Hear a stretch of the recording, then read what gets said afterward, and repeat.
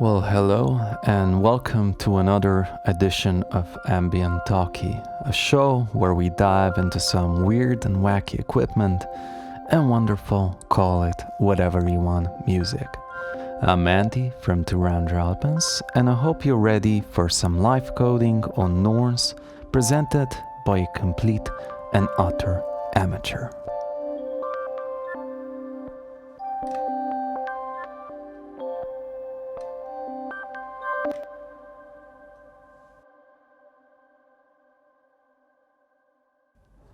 Now, before we dig into what ORCA provides on NORNS, it's probably best to talk a bit about ORCA in general.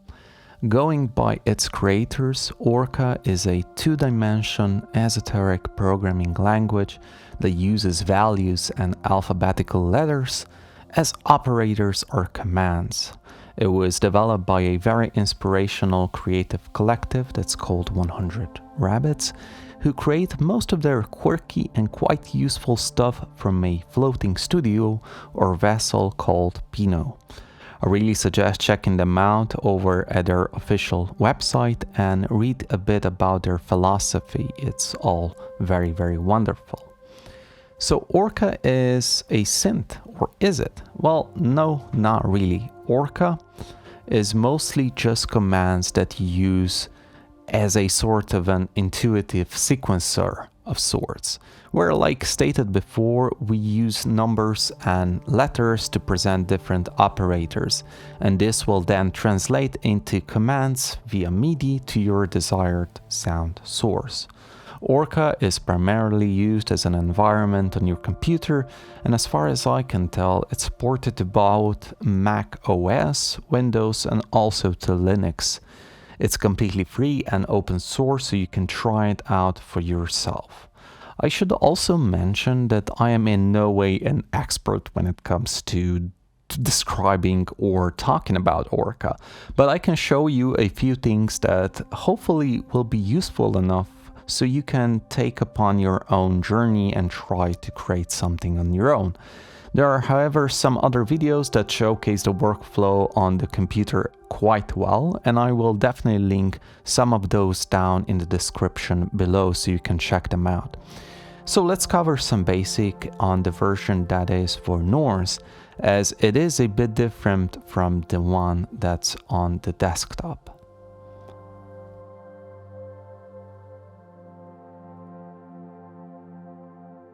ORCA was ported to NORNS by the developer who goes by the moniker It's Your Bedtime.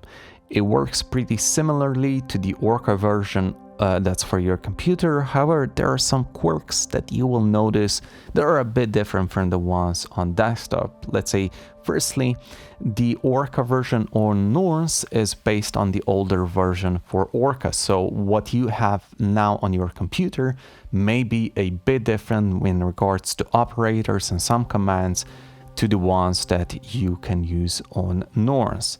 The second thing is that NORNS version can be far more sample based, as apart from some synth engines that NORNS offers, the ORCA version is primarily dominant in the use of Timbre engine.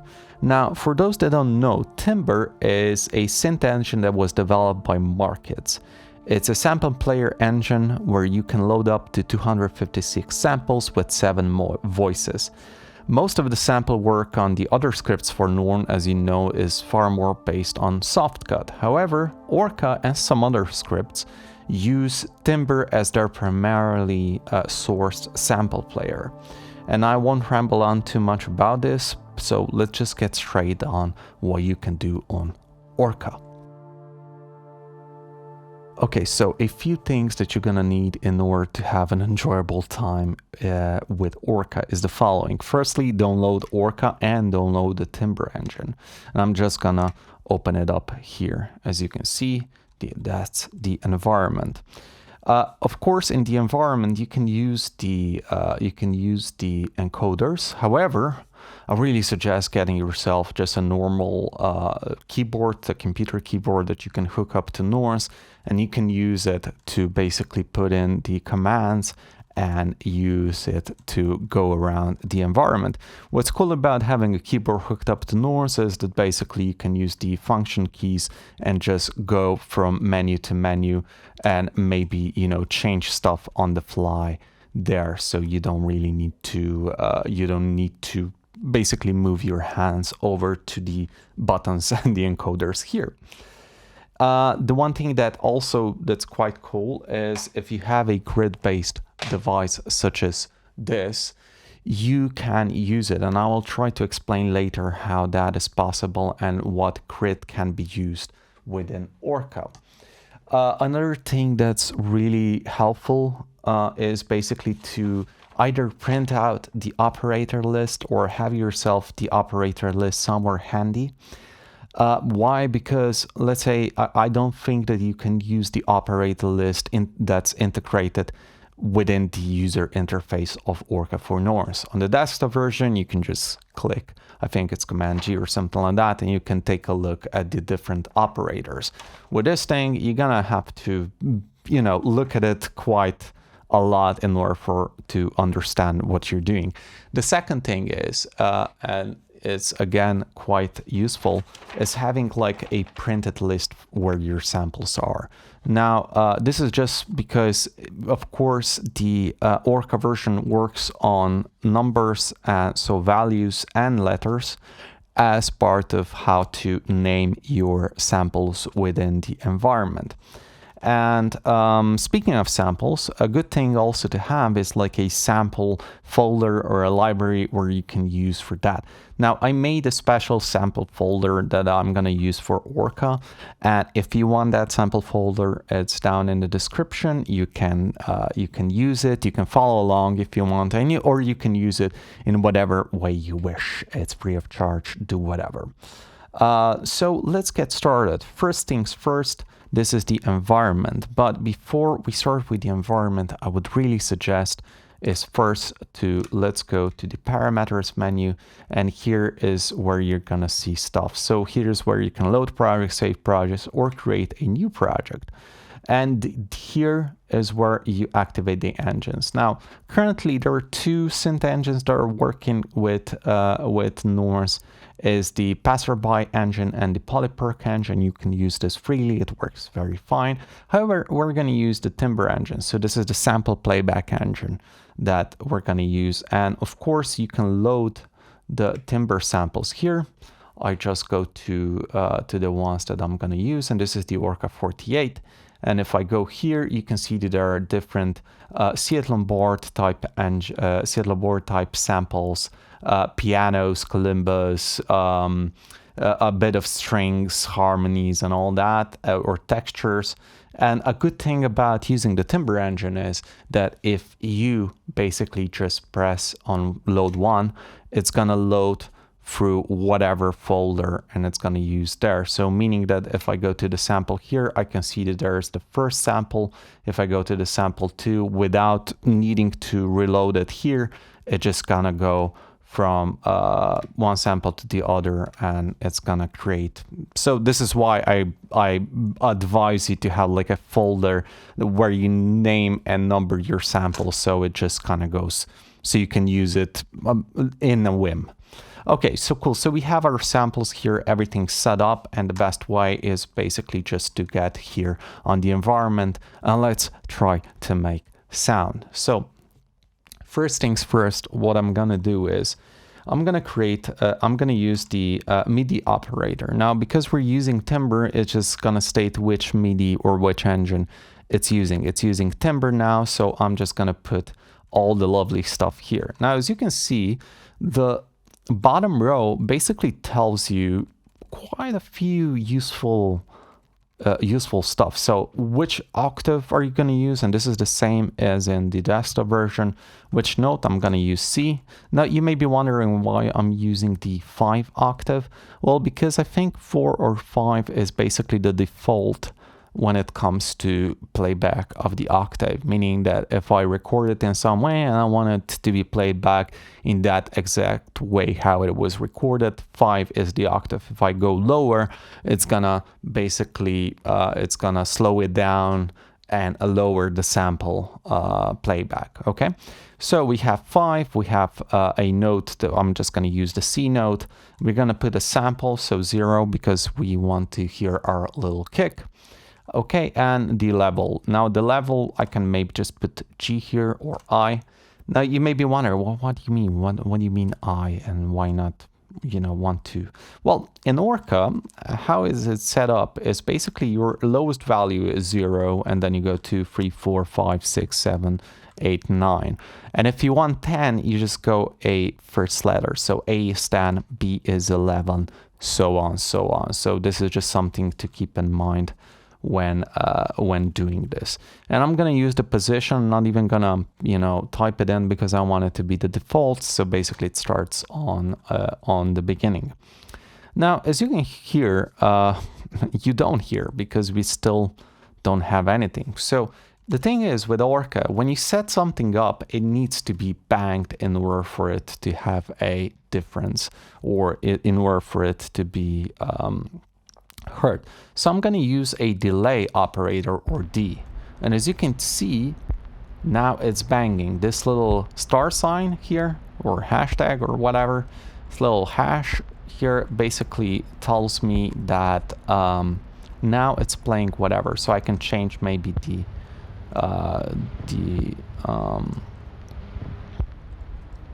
note or whatever, the octave, and so on. I can also change how the, let's say, clock based thing here, or the rhythm here. So we have a delay and we have an in mod, which is basically by default on the 8, right? So on the 8 here. If I want it quicker, I can use it basically go 4, and now it's 2 times faster. If I want 2 times faster than this, I just go 2, or I want it constantly, I'll have 1. But let's just leave it to 8, or to the default one, and let's just make it more sparse. So I'm gonna have 2 8 notes, or I think it's frames here in ORCA, and, you know, 2 bars of this 8 frames, and then, you know, bang it. So it's a bit slower. Now we have something and it's playing, and it's okay, it's nothing too exciting, but let's try to make something out of this, right? So one thing's a pro tip that you might need when it goes to ORCA is basically get used to copy pasting it. So I basically just selected this part, I pressed Control C and Control V here, and I can have something here. So what I only need to change now is maybe changing the sample to something else. So let's say I'm gonna use a plum butter tick sound that I made. And if I put it a bit, there we go. So we have it. So I have something like this, and it just like plays this this thing. We can also change the operator, so it's not delay, but let's say it's Euclidean rhythm by using the Euclid operator. And I can say, hey, in this 8 frames, you know, try to fit 3 or try to fit 5 thing inside this. So of course, because it's not what's the word here? Because it's not dividable by a mathematical sense, it tries to fit in like this amount that obviously doesn't go. So this is what makes this sound so off kilter. So of course we can have something like this, and it's pretty much fine. Maybe use something like this, so it's a bit slower. Okay, so we have something, right? And of course there are different ways how to do rhythm in ORCA. I saw a few people that are very intuitive when it comes to coding for this thing, and when it comes to creating something that they think is exciting and new. And I also saw like a person basically creating a tracker out of this, and I'll link as much as possible in the description just so you can check. But let's say, for example, that we have something here and it's playing, and that's pretty nice. But let's say that we want something like a melody. So what we can do is, let's just make another MIDI track or channel or whatever. So I'm gonna use a kalimba sample, and I'm gonna use this, and if I bang it, Yeah, that's a kalimba, if I ever heard one. So that's a kalimba, and let's say we have our C, and now we're just playing the C note. And let's say that we want to basically create a melody of sorts. Now, one of the very prehistoric ways of how to do it, or very, whatever ways how to do it, but it's still useful because it's kind of generative, is basically using the random note. So I'm gonna use a $sign here. I'm gonna say, hey, use a major scale and use C as the in note. And I have to bang it, and watch this. Now it's just creating whatever we want. But basically this doesn't have a lot of control, meaning that, hey, it's basically just gonna generate whatever is in that major scale. And of course you can choose the different scales. It goes into major, minor, pentatonic and all that, which is basically on the music util library for NORNS. So you can use that. However, there are different ways how to do it as well. So let's say, for example, okay, I'm gonna put the in level here, and I'm just gonna say no. So what we can do is we can use a track operator. Now, track operator is pretty cool. What you're gonna put in is you're gonna put some values. Let's say 5 values, okay? And these values are gonna be our notes. So let's say we're gonna use, I don't know, something that sounds a bit pentatonic or something.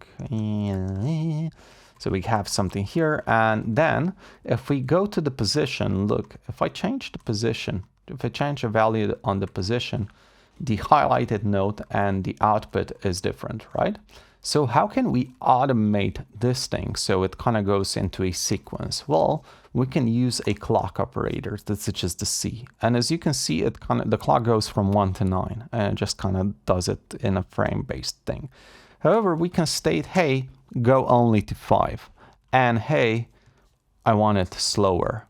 And now we can see we have a little sequence here going. Now, you're probably wondering, how are we gonna take this thing and put it here? Well, we can use one of my favorites operators, which is called the variable operator. And variable operator is pretty cool.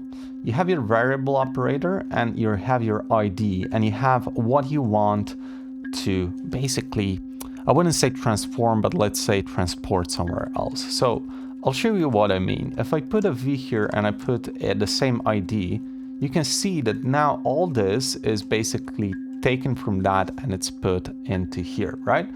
So that's pretty cool. So what we can do is we can just go here, say our note here, and have it change there. And of course, now we have, because we have a clock here, maybe we can use the same thing. Oh, wait, we cannot use a clock because we need the bang. I was just trying to make it so it's a bit more based on the clock. I think now we have something that's quite similar, so it's playing on this. However, you may be wondering, what if we want to randomize this sequence? Because now it's going from C, D, F, A, G, and maybe we can, you can put like 8 and just have like a normal melody that's kind of going other way. Of course, we can use a random function. And a random function is basically gonna change whatever's here. So minimum is 1, maximum is 5. And now, because it's changing the in mod of the clock, it's basically changing the position of the clock here. So you can have something like this and create. I know it sounds very stupid now. It sounds kind of like dumb or whatever, but it's pretty cool. Okay, so this is when it comes to melody. Now, one thing that we can do, and let's say, for example, I'm just gonna take this, I'm gonna move it down, right? So we have a bit more space. Now, a cool thing that we can use, let's say that we want to have another instrument here, right? So I'm gonna put here, I'm gonna put like a sidrax of sorts or whatever. So this is a sidrax. Now, what if we want this thing to play whenever this thing bangs? Well, we just need to move the value from this side here to this side down. And I'm gonna do this by using a jumper. There we go. So what basically we're doing with a jumper is a very useful variable or operator, which basically takes whatever is on the top and moves it down, right? So you can have like many different J's and it just kind of goes from up to bottom. Because ORCA is a programming language that I think goes from left to right and from top to bottom, so there are different ways. You can also use a jumper, which basically just does this. So it just changes like this. So you can, with this, as you will see, as you will populate different parts of the environment here, you're gonna use a lot of these jumpers just to get around and create something that's fairly interesting. Now, we did this, it was pretty nice, right? Maybe I should have done that. Maybe in note here. Oh, I'm just gonna use it here. Sorry about that, I messed up. So I'm gonna have like a kalimba playing here, so just so we have something. Okay, but before we continue, it's probably best to talk a bit about what ORCA can do for NORNS, right? Because ORCA, now we're basically just stated stuff that we can also do on the desktop version. And there are, of course, millions of different stuff that we can do. I mean, just looking at the operator list here, there are a lot that we can talk about. However, let's try to focus a bit more on what we can do for ORCA on NORNS. And let's start our kalimba again. And let's say we want to change the sound of this sample. Now, of course, we can go here and find it here somewhere in the samples here. However, a far more intuitive thing that we can do is using this symbol, so the minus symbol, we can use a timbre parameter. And let's say, for example, that we want to change the quality, we want to change the value of the quality, so let's say it's very lo-fi, and we want to change it for the sample, which is going to be C, which is our kalimba. And now look at this. And now we have changed the quality of that sample. And 2, I think, is good. Okay, now what we can do with that is by using a randomizer here, we can change it so whenever it bangs, it's going to be a different value. And with that, we get a bit more, interesting stuff happening. But of course, you can use it for panning, you can use it for volume, you can use it for LFOs and stuff like that. There's loads of stuff how you can basically use it. Let me just try to... Oh, there we go. Maybe just value should be 1 or 2. Oh, let's bang it. Boom. Okay, so it's not that annoying. But I like a bit of noise, right? Okay, so we have something, so that's cool.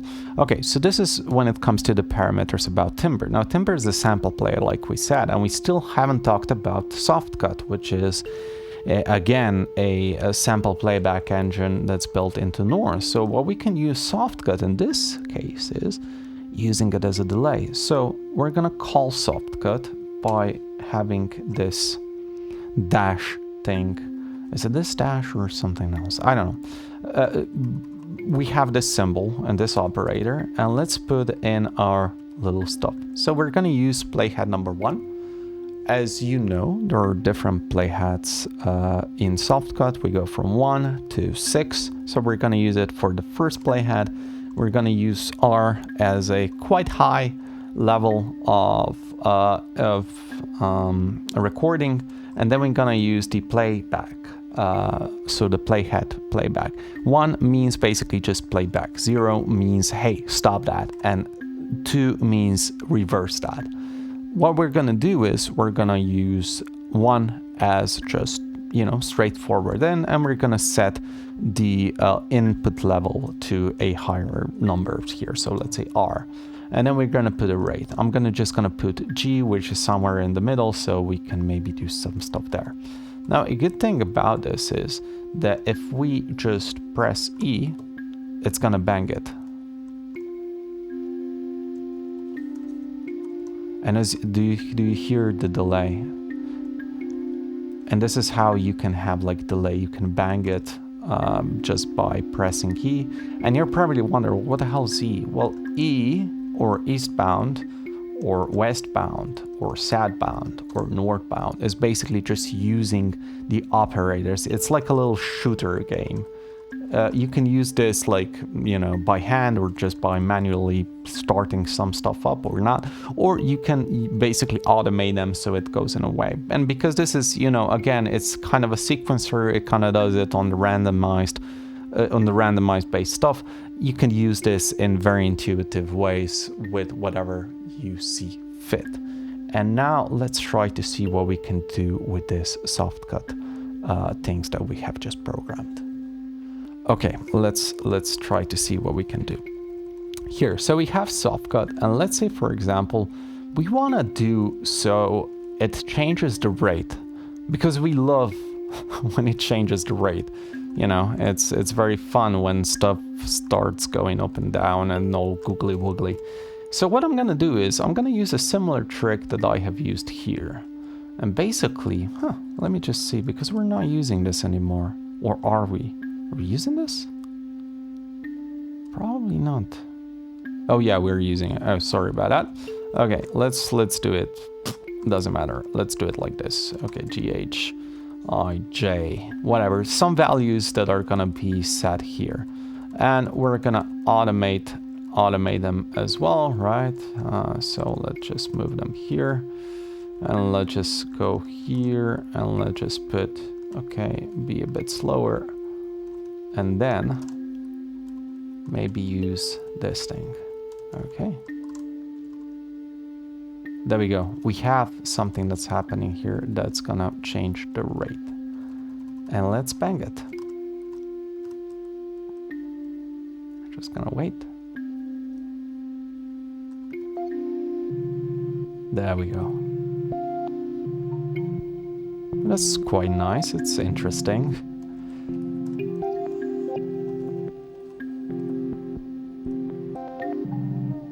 And that's quite nice. Okay, so we have something here. Of course, what you can do is you can have different playheads playing, and you can maybe even, let's automate the playhead here. So, or the playhead here.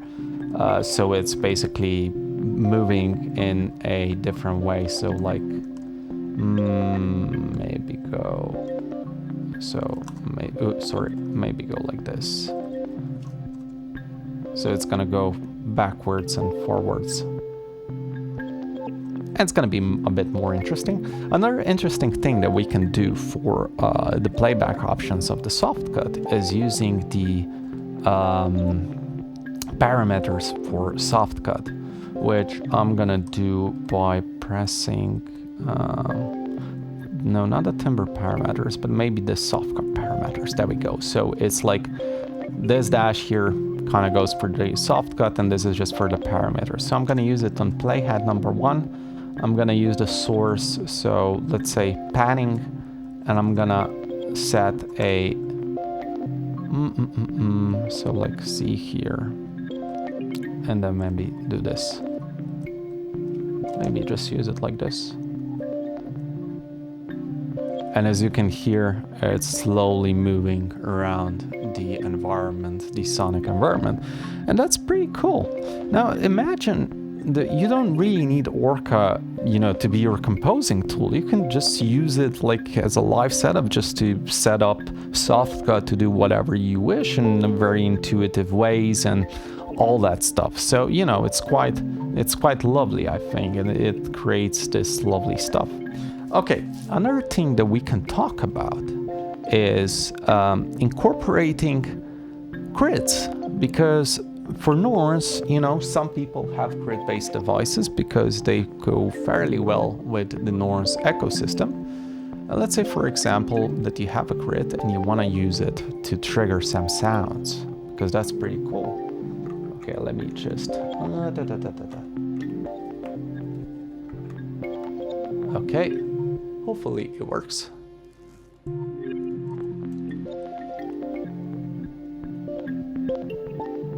And I think grid has made stuff a bit more challenging but it works fine. Okay, so we want to create and trigger some sounds using grid. So how to do that? Well, firstly, let's just make a track. So just make a MIDI track. Okay, so I'm gonna use a normal sample, let's say a string sample, and I'm gonna use a level, let's say J, whatever. Now, if I press this, maybe it could have been a bit louder. So let's just bang it. Okay, we have this. It's pretty nice, right? Now, let's say that you don't want to use keyboards such as this in order for it to trigger, or you don't want to have it automated. You can use a grid that's going to help you automate stuff as well. So what you can do here is a fairly cool thing. So you can use a GG read, so a grid read. Okay, and now I don't know, but basically just like highlighted the whole row. But basically we just stated that this one is the one that we're gonna use. Now, if I just press this, you can see here that it's banging, right? Okay, now what we can do is, it's fairly simple. We're just gonna take this and we're gonna move it here. So now, if I press, it's gonna bang our strings here. And of course it goes to the softcut. So that's pretty cool. Maybe we can even create something that's a bit... Ooh, what did I do here? No. Okay, sorry about that. Boom. No, wait. Ah! Okay, this. I never said I was good. I never stated that I was good at this. So, you know, bear with me. Okay, so let's use an R and let's maybe use this and just move down and maybe use another sample like T, and let's just J the fuck out of this, right? So let's try to see if we can get a chord. Okay, here we go.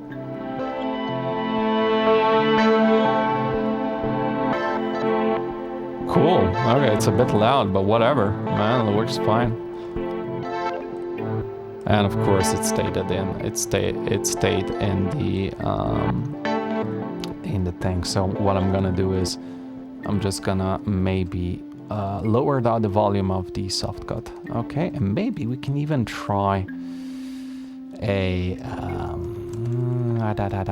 so let's try go with A and C here, and do this, and do 4, and then maybe do a X here, and then if I go into X here, X here, it's gonna change this. Okay, and then I'm gonna make another track, and I'm gonna do I'm gonna do this.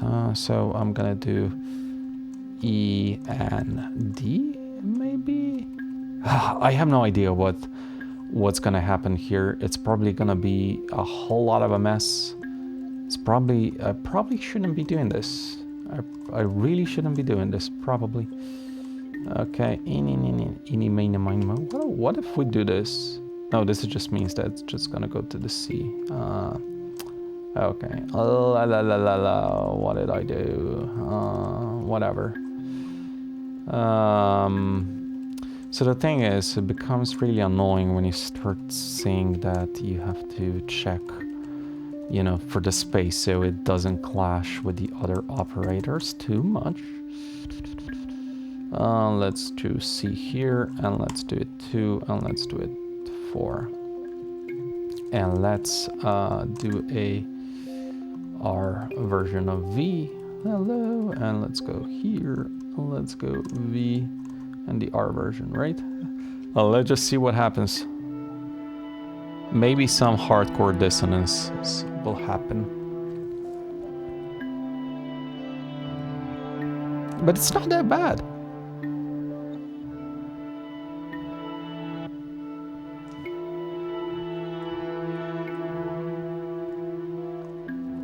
And maybe we can use a bit.